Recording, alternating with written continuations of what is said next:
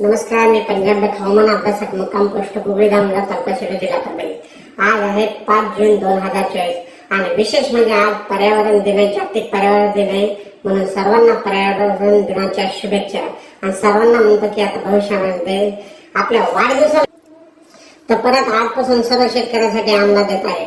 आज आहे 5 जून 2024 म्हणजे सर्व शेतकऱ्यांना सांगू इच्छितो की 5, 6, 7, 8 पर्यंत राज्यामध्ये दररोज भाग बदलत पाऊस पडणार आहे।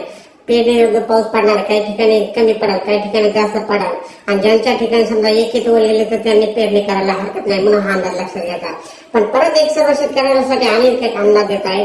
तुम्हाला एक सांगू इच्छितो की राज्यामध्ये 9 जून 10, 11, 12 आणि 13च्या दरम्यान मुंबई, पुणे, नाशिक, पश्चिम महाराष्ट्र, कोकण पट्टी आणि उत्तर महाराष्ट्राकडे म्हणजे वाहुणी म्हणजे मुसळधार पाऊस पडणार आहे म्हणून हा अंदाज लक्षात घ्यायचा।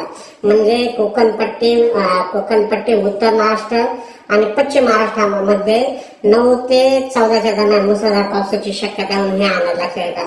पण तरी पण एकंदरीत परिस्थिती बघितली तर राज्यामध्ये आज 5 जून पासून ते जवळपास 14 जून पर्यंत राज्यात दररोज एक दिवस आज येणार, दुसऱ्या दिवशी परत नसेल, परत तिसऱ्या दिवस एक दिवस म्हणजे दररोज भाग बदलत पाऊस पडणार आहे म्हणून हा अंदाज लक्षात घ्यायचा।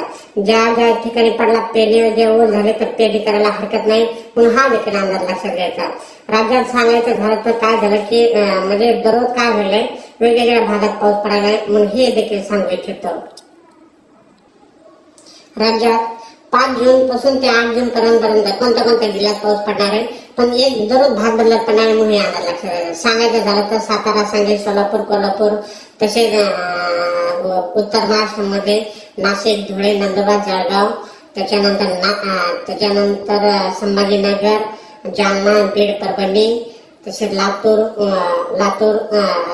नांदेड, हिंगोली, यवतमाळ, वाशिम, बुलढाणा, अकोला, अमरावती, त्याच्यानंतर उस्मानाबाद, लातूर, त्याच्यानंतर तो पाऊस तसेच सोलापूर, पंढरपूर असा ह्या भागामध्ये जरा चांगला पडणार आहे। ह्यामध्ये 5 जून ते 8 जून दरम्यान। पण त्याच्यानंतर 9 जून पासून ते 13 जून पर्यंत राज्यामध्ये काही भागामध्ये जोरदार पाऊस पडणार आहे। त्या जिल्ह्याचे नाव सांगतो। 9 जून पासून ते 14 जून दरम्यान म्हणजे वडे नाले वाहतील असा पाऊस पडणार आहे। त्याच्यामध्ये जिल्ह्याचं नाव सांगतो। सातारा, सांगली, पुणे, कोकणपट्टीचे संपूर्ण जिल्हे, त्याच्यानंतर नगर जिल्हा, नाशिक जिल्ह्याला खूप पाऊस पडणार आहे। म्हणजे वडे नाले वाहणार आहेत, नदीला पूर देखील येईल। त्याच्यानंतर मुंबईला देखील अतिवृष्टी होणार आहे। मुंबईच्या जनतेने देखील सतर्क राहण्याचे म्हणजे 9 ते 12 जून दरम्यान सतर्क राहावे। त्याच्यानंतर पुणेकडे देखील जास्त पाऊस पडणार नाही, पुणेकरांनी देखील सतर्क राहावे।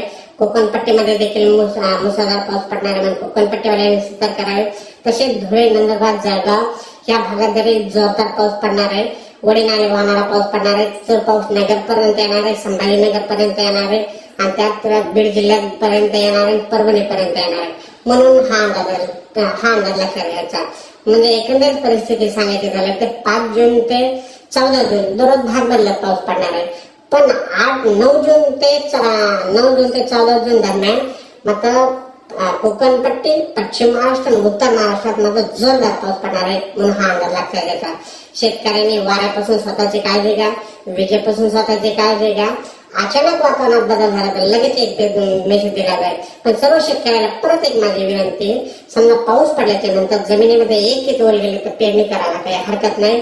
जर 4 बोट ओला असेल तर तुम्ही पेरणीचा निर्णय घेऊन थांबतो। जय हिंद, जय महाराष्ट्र।